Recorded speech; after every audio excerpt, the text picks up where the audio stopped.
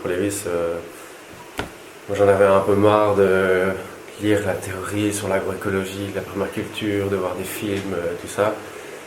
Et j'avais vraiment envie de passer à l'action. Et pour moi, c'est une des solutions majeures, c'est aller mettre la main à la pâte et y aller si on a les moyens.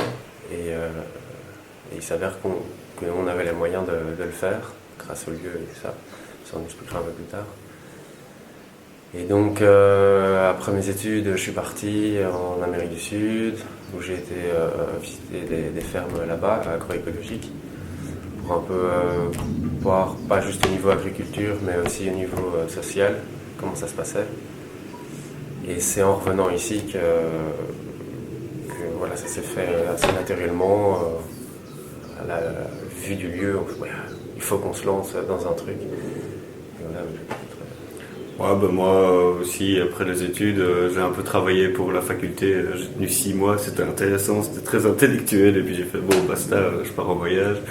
Je suis parti en voyage, je suis retourné de voyage, j'ai fait, qu'est-ce que je fais? Je trouve un boulot, j'ai trouvé un boulot, j'ai travaillé avec des enfants à faire de l'animation scientifique. C'était super intéressant au début, puis j'ai fait, ah, c'est pas ça que j'ai envie de faire. Mais maintenant, avec le recul, je suis là, bah oui, en fait, les deux boulots étaient nécessaires parce que ça m'a apporté des cordes à mon arc qui vont être utiles.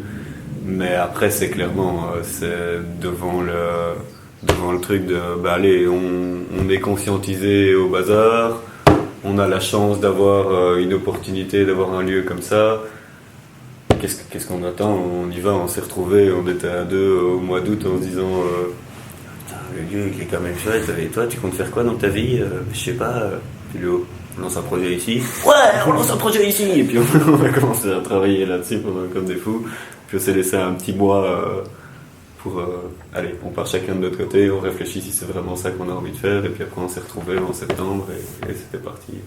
Vous avez quel âge? 27. Ouais. 26, pardon. 26, ouais, okay. Tout à fait. Ouais, ça, moi, après l'idée du projet, donc quand je suis revenu d'Amérique du Sud, là, j'ai été faire des stages dans des fermes en Belgique pour un peu voir est-ce que j'aimais bien faire du maraîchage, mettre mes mains dans la terre. Et il s'avérait que oui, et j'ai surtout appris dans ces fermes.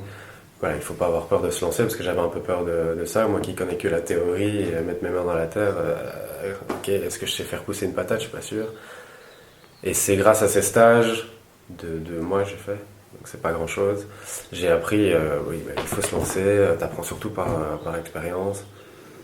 Et ça m'a vraiment boosté pour le projet et motivé. Ouais, j'ai l'impression que les 2 trucs qu'on a eu de l'extérieur, c'était lancez-vous, mais voyez pas trop grand. Et nous, c'est un peu ce qu'on s'est dit, allez, c'est vraiment notre première année test, on y va mollo, on voit si ça nous plaît, et puis c'est surtout une année formation, quoi, où on observe. Et c'est pour ça qu'au final, comme on a la chance de pas trop avoir de contraintes financières, des trucs comme ça, c'est un poids en moins pour pouvoir commencer en fait juste en disant, allez, je suis là pour apprendre et je suis là pour me donner les épaules pour rebondir là-dessus, en fait, le projet à 2 bras, il se veut un peu un objectif éducatif, de sensibiliser le public au local. Ouais. Et l'autre, c'est parce qu'on a les moyens, mais on n'a pas envie aussi de perdre de l'argent, on veut une rentabilité zéro, en tout cas pour cette année. Il y a aussi ce facteur productif du projet qu'il faut tenir en compte. Comment est-ce qu'on a fonctionné juste d'un point de vue financier? On a reçu à prêter de l'argent de Pascal, qui est ici, quoi. Et nous, on a mis chacun un petit peu d'argent qu'on avait dedans, et on espère à la fin de l'année qu'on va pouvoir rembourser chacun à nous, et surtout rembourser à mon père l'argent qu'on a investi. Et puis si possible, si le projet arrive à accumuler un petit quelque chose pour l'année prochaine, mais sinon nous on est prêts aussi à remettre de l'argent de notre poche. Et il y a des modèles qui existent, qui vous ont inspiré dans le monde? Ouais, il y a tous les modèles connus, mais par exemple juste ici, à 10 km d'ici, à Redu, il y a une petite maraîchère, Laura Delfos, ça vaut le coup de passer parce que c'est vraiment super cool. Et voilà, elle a un jardin comme ici, mais ça fait depuis 5 ans qu'elle travaille dedans, et donc clairement on voit le potentiel que de n'importe quel lieu, au final, il y a un potentiel de dingue. Je penserais aussi aux fraternités ouvrières à Moucron. C'est tous des lieux qui sont assez... Et puis, enfin, il y en a des millions, des lieux comme ça. Et enfin, ce qui m'inspire aussi, c'est de voir qu'il y a plein de lieux qui bourgeonnent partout et c'est trop gai de se dire ah allez, je vais faire le petit maillage entre plusieurs lieux aussi et voilà, commencer à créer le réseau. Enfin là, j'ai l'impression qu'on est quand même tombé dans une bonne région, mais au fur et à mesure de rester ici, juste d'ouvrir les yeux sur tout ce qui est en train de se passer autour de nous, c'est trop gai et c'est ça en fait qui, je pense, nous motive premièrement. Puis quand les gens passent, ils disent ouais, les gars, c'est bien ce que vous faites. Là. Ouais, t'as repris plein d'énergie pour 2 semaines. Et vous venez de faire le premier marché? Ouais. C'était le premier, ça? Ouais. Comment ça s'est passé? Mais ça s'est passé vraiment bien, surtout le contact avec les gens qui nous ont encouragés. Ouais. Parce que l'air de rien, voilà, on est un peu isolés dans notre petit cocon, notre petit projet. On est assez loin de la route et on sort pas beaucoup sonner chez le voisin, enfin en tout cas pas encore. Et puis, parce qu'on a envie que ce projet se passe bien, donc on est très fort dans le potager. Voilà, c'est notre première année, avant le montrer à tout le monde. Ouais, et puis il y a aussi, je pense, un petit truc de, on n'a pas encore vraiment, comme si une petite peur de légitimité, comme ça c'est clair que nous on vient de la ville et qu'on vient de Bazar et qu'on n'a pas envie directement de dire hey, les gars, regardez, on a créé un super projet, venez tous, ça va être super cool. On fonde l'avenir de l'agriculture, donc on y va mollo et on va d'abord faire une saison sur voilà, est-ce que nos tomates vont pousser et, voilà, petit à petit. Ouais. Et donc voir tous ces gens au marché, ça c'est vraiment bien. Moi j'habite Crupon, mais ouais, je vais venir sonner chez vous. Moi j'habite Fourrière, blabla. Non, c'était vraiment chouette. Pour la prise de contact et les liens, ça c'était trop gai. Après, d'où on en a aussi appris, c'était clairement la première fois qu'on devait vendre nos légumes. Et voilà, tiens, on sait qu'on aime bien faire du maraîchage, mais est-ce qu'on aime bien la vente aussi? Parce que c'est là de rien aussi tout à fait quelque chose de différent.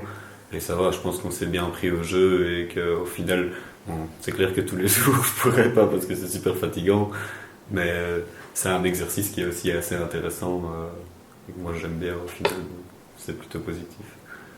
Et par la suite, vous allez peut-être organiser des cueillettes sur place?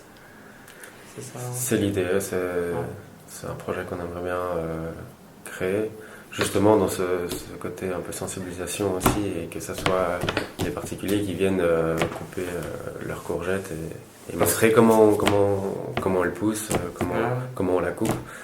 Ah bon, on est à la campagne, donc beaucoup de gens ont des courgettes chez eux, mais d'autres légumes, par exemple. Si les gens peuvent venir et nous en apprendre sur comment est-ce qu'on doit faire pousser nos courgettes, c'est très bien aussi, quoi. Je pense qu'il y a plein de richesses à partager du fait qu'il y ait des gens qui viennent, quoi. Maintenant, nous, c'est clairement quelque chose qu'on aimerait bien faire, mais c'est encore, il faut dealer avec, ce qu'on parlait avec Elisa, mais il faut dealer avec le fait que c'est aussi une maison familiale dans laquelle le paternel vit et que lui, il a peut-être d'autres attentes que nous. Il faut voir comment est-ce qu'on arrivera à combiner tout ça. Ouais. Mais bon, c'est on met des choses en place et on verra bien comment elles évoluent. Et si vous avez fait ce projet, j'imagine vous avez une vision du monde sur le long terme qui vise l'autonomie, prendre sa vie en main.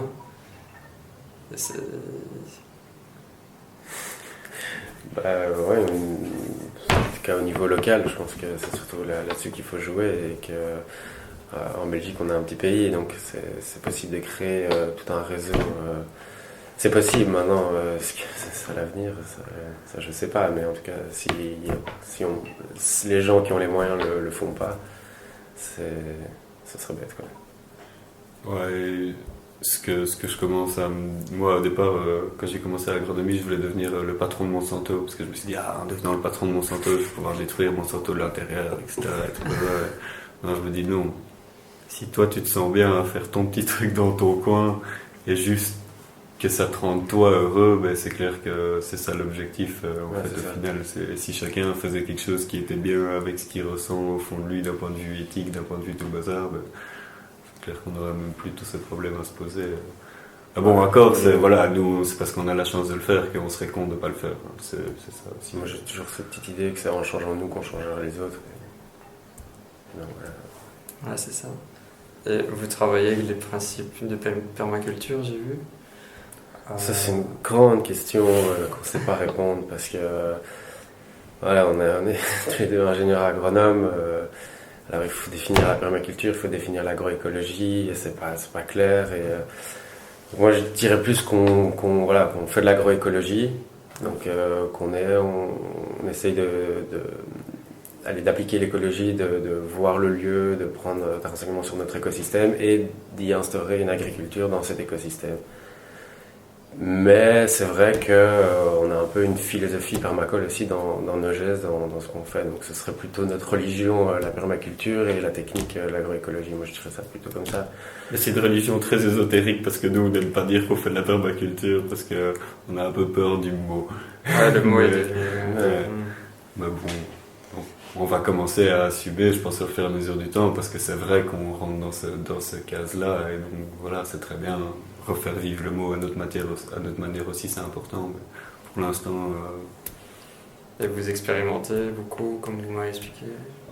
Ouais, ça c'est le moteur du projet, c'est que on a le terrain, on a envie de faire avec ce qu'il y a sur le terrain, et donc ça passe par des expériences tout le temps, pas qu'au niveau des légumes, mais aussi voilà, les chemins, quelle taille, qu'est-ce qu'on met sur les chemins, qu'est-ce qu'on met sur les buts, et alors au niveau des légumes, ouais, on a envie de créer des choses, penser autrement, cette histoire d'engrais verts. J'ai pas vu ça chez beaucoup de gens. Est-ce que c'est bien, est-ce que ça marche? Enfin voilà, s'imprégner de ces expériences-là pour que dans notre système ça marche. Maintenant, on est conscient qu'on a déséquilibré complètement le système cette année, et donc ça va mettre 5-6 ans, voire plus, à recréer l'équilibre, quoi, avec le facteur humain dans le potager. C'est vraiment, clairement, on fait plein de tests et plein de trucs, mais ça vient, enfin, je sais pas, pour l'instant, on a la chance que les choses viennent assez naturellement, et quelquefois, il y a des trucs qui sont pas prévus, qui nous font complètement changer ce qu'on avait prévu, mais on se dit, bon, ben, on a ça, allons-y là-dedans, et on verra bien ce que ça va donner. Au final, tous nos tests sont aussi basés sur, on va essayer de faire comme ce que la nature nous dit, ou comme ce qu'on nous donne comme moyen, ou comme ce qu'on a à notre disposition, et juste parce qu'on l'a à notre disposition, c'est que c'est peut-être le mieux. En tout cas, on va voir si c'est le mieux, mais on va pas essayer totalement autre chose si en fait on a ça à portée de notre main. Ouais. Et vos objectifs sur le court terme et puis le long terme? On fonctionne très fort à court terme, j'ai l'impression. Voilà, c'était un projet d'1 an, maintenant c'est devenu 2-3 ans. Ça évolue. Voilà, ça évolue, c'est clair. Pour ma part, moi j'ai envie de lancer le projet, dans le sens que voilà, qu'il y ait une suite à ce projet, pas avoir fait tout ça pour rien. Mais voilà, c'est une amorce à un plus gros projet, en tout cas pour ma part. Et je me fais la main, en fait, ici, grâce à tous les avantages qu'il y a ici, je me fais vraiment la main à ces techniques de maraîchage. Ouais, ça, moi je me sens que ce soit à court terme ou à long terme, en fait les objectifs c'est surtout, ils sont avant tout quand même personnels, que moi j'ai jamais été aussi épanoui et heureux dans ce que je faisais. Voilà, ça me permet d'aussi faire de la slackline, travailler des trucs avec mes mains que j'aurais jamais pris le temps de le faire, être dans un lieu où... Et au final c'est ça les objectifs avant tout, c'est... Je me forme, je me complète dans ce qui me semble être bon pour me compléter moi, et puis après on verra à quoi ça va mener plus tard, mais je sais pas, j'ai l'impression que je le sens que bah oui, je dois aller là-dedans et pas trop me poser des questions parce que ça fonctionne, je sens que ça me nourrit, quoi. Et il y a beaucoup de jeunes qui sont perdus dans notre société actuelle, qui ont aussi envie de retourner vers la terre, mais ils ne savent pas trop comment s'y prendre ou comment faire. Quel conseil vous pourriez donner, vu que vous avez déjà fait la première étape? Parce que c'est pas facile, il y a beaucoup de barrières, que ce soit mentales ou réelles. Une grosse barrière est l'accès à la terre. Là-dessus, c'est difficile de répondre. Comment faire si c'est d'avoir de la chance et d'avoir de la famille, mais je pense que aussi il y a beaucoup de propriétaires qui voient les films de Main, de Pierre Rabhi et autres, qui commencent à être sensibilisés, et donc voilà, essayer de prendre contact avec ces gens-là pour essayer de voir est-ce que je peux pas faire un potager dans ton jardin. Et voilà, et surtout se lancer, quoi, ne pas avoir peur à se lancer. Ouais, c'est ça. Au final, j'ai l'impression que même, bon, voilà, nous on répète merci pour la chance qu'on a et tout le bazar. On n'a pas eu à se poser ces questions de trouver le lieu et tout le bazar, mais j'ai l'impression que même pour les gens qui n'ont pas de lieu ou qui n'ont pas de truc, ben, trouver un espace vert, il y en a plein qui sont mal utilisés, qui sont bazar, et j'ai l'impression que maintenant il y aura toujours moyen de trouver des personnes de ressources autour de soi qui pourraient t'aider, et puis voilà, même si ça marche pas, il faut se battre, il faut y aller. C'est clair qu'ils vont pas gagner leur vie dans les premières années, mais voilà, est-ce que c'est le but dans les premières années, je sais pas. Et vous le ressentez qu'il a un retour à la Terre, malgré que notre société est de plus en plus... Ouais, ben moi c'est parce que j'ai l'impression que je commence à fermer les yeux sur tout ce qui n'est pas retour à la Terre, et donc de regarder, ouais, putain, il y a plein d'initiatives partout, il y a plein de gens qui se réinstallent et tout. Après, je sais pas, ça va peut-être de plus en plus mal de l'autre côté, mais je commence à me dire, on s'en fout, on regarde plus l'autre côté. Ça bouge bien quand même. Ouais, à fond.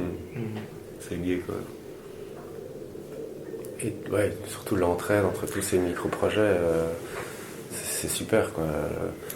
Là, nous on vient de Bruxelles, on se lance ici et il y a à Warveil quelqu'un qui fait du pain, qui nous aide, qui nous donne des plans, qui nous donne des conseils. On a Laura Delfos qui fait son potager aussi dans un super endroit, qui nous donne plein de conseils.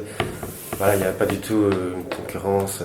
Ouais, c'est clair, on est entouré de plein de maraîchers, ils nous disent tous, allez, lancez-vous les gars, la demande est là, il suffit juste qu'on assure l'offre, on va s'organiser, on va bazar, allez-y, on va vous aider. C'est cool, quoi. Super ça. Ouais, à fond. Ok, et si vous auriez un message à passer pour clôturer, qu'est-ce qui vous tient à cœur, qu'est-ce que vous voulez partager? Ortie-ail, bactéries, champignons, pissenlit, j'ai le système digestif plus aiguisé qu'un canif. Travailler sur un tube. Non, je sais pas, que la vie est belle, c'est trop gai. Merci Pachamama pour la chance qu'on a de pouvoir faire vivre ce lieu et vivre dans ce lieu, et qu'il faut venir nous dire bonjour le 1er juillet parce qu'on organise un super festival de musique avec 6 super groupes de musique, et puis c'est aussi une super occasion de présenter notre projet et de brasser, de goûter la bière brassée par un copain. Ouais, moi pour ma part, je pense que j'ai fait le plus beau choix. J'étais toujours tiraillé entre mon mental et mes émotions, et voilà, qu'est-ce que je dois choisir de suivre. Ouais. Et j'ai choisi le cœur et les émotions, et franchement j'en suis ravi, quoi.